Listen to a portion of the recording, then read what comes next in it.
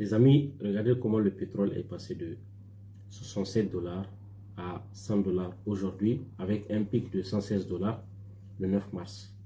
Si vous regardez très bien, le 28, c'est le premier jour de l'attaque, le pétrole était à 107 dollars.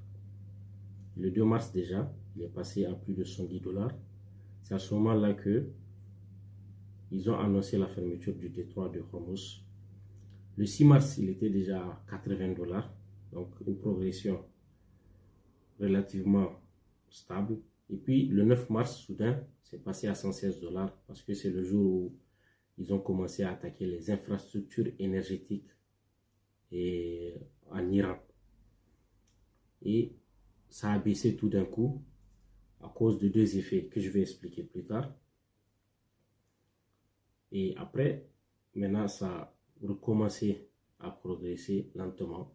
Ça a baissé jusqu'à moins de 80, à peu près 80 dollars, 80 et quelques dollars. Et actuellement, c'est à 100 dollars. Voilà. Donc voilà, pour mieux comprendre. Et ici, j'ai essayé de vous faire sortir. Vous voyez la petite montagne que j'ai encerclée là. Ça, c'est l'effet de la spéculation. C'est l'effet de la spéculation. Qu'est-ce qui s'est passé au niveau de cette montagne? On voit bien que le prix a monté brusquement et est descendu brusquement en l'espace de 24-48 heures. Donc ça, c'est la spéculation. En réalité, ça n'a rien à voir avec la réalité du marché du pétrole.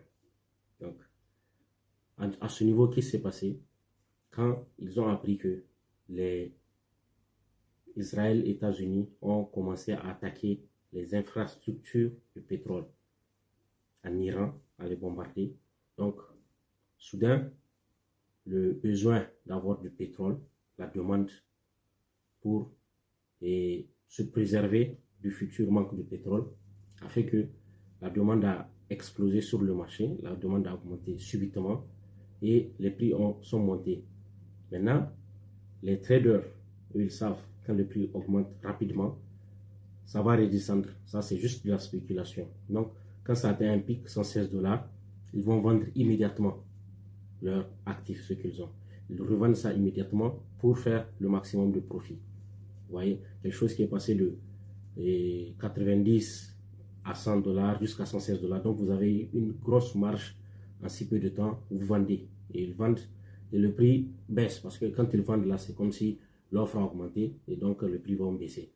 Et deuxième chose aussi, c'est parce que les grands pays qui importent le pétrole et qui sont les premières économies dans le monde, notamment les pays européens, asiatiques, tout ça, ont annoncé des mesures d'utiliser les réserves stratégiques que ces pays-là ont pour alléger le prix du pétrole, pour faire en sorte que l'offre augmente dans le court terme et donc ça va compenser le manque de pétrole qui vient des pays du Golfe. Donc voilà, c'est pour cela que ce pic-là, ça c'est là où les traders se font de l'argent. Et donc le truc encerclé, c'est la petite montagne, ça c'est l'effet de spéculation. Ça n'a rien à voir avec la réalité du terrain, ça n'a rien à voir réellement avec l'offre de pétrole qu'il y a sur le marché. Okay? C'est juste de la spéculation où les gens arrivent à se faire de l'argent sur le dos des autres. Donc voilà, globalement, on est arrivé aujourd'hui le 13, le 14 mars, 15 mars, 14 mars comme ça, on est arrivé à 100 dollars déjà, le prix du pétrole sur le marché.